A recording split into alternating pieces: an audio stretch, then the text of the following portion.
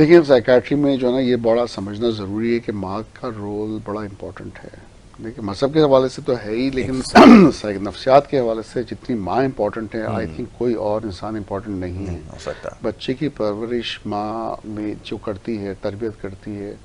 बाप तो कमाने चले जाता है ज़्यादा केसेस में, माँ घर पे होती है।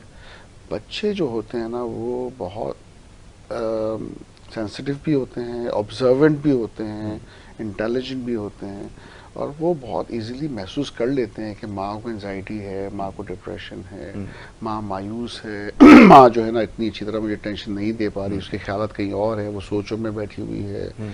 और माँ का डिप्रेशन, एंजाइटी जो है ना, बहुत ज़्यादा डैमेजिंग होता है एक बच्चे के लिए।